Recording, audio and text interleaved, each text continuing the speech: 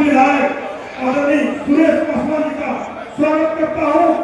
पूर्व मंत्री बिहार सरकार सम्मानित डॉक्टर जावेद इकबाल जी का स्वागत करता हूँ। पूर्व विधायक कटोरिया आदरणीय श्री सीमा हेमरम जी का स्वागत करता हूँ। कल्पना जी को मंच की तरफ से स्वागत करता हूँ और अब कार्यक्रम के अगले कड़ी में स्वागत समारोह में शिरकत कर रहे तमाम नेता राष्ट्रीय जनता दल के सबको मंचस्थ में स्वागत करता हूँ। और जुम्मन जी आएंगे और स्वागत सम्मान में दो शब्द रखेंगे। आदरणीय जुम्मन जी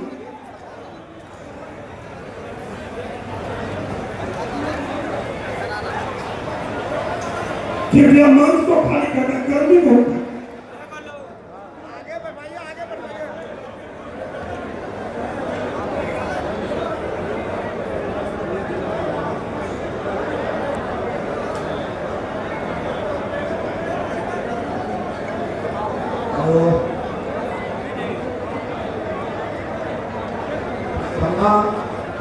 समारोह के हमारे अध्यक्ष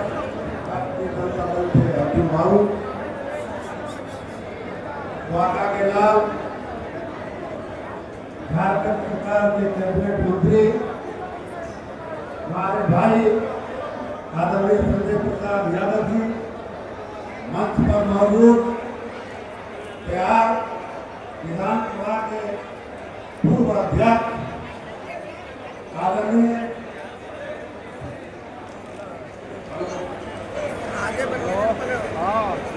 उदयनलाल चौधरी जी मंच पर उपस्थित झारखंड से देवगढ़ विधानसभा के विधायक सुरेश पासवान जी मंच पर मौजूद धोरैया के विधायक आदरणीय सुरेश चौधरी जी मंच पर मौजूद कटोरिया की पूर्व विधायिका श्री सीमा हेमरम जी मंच पर उपस्थित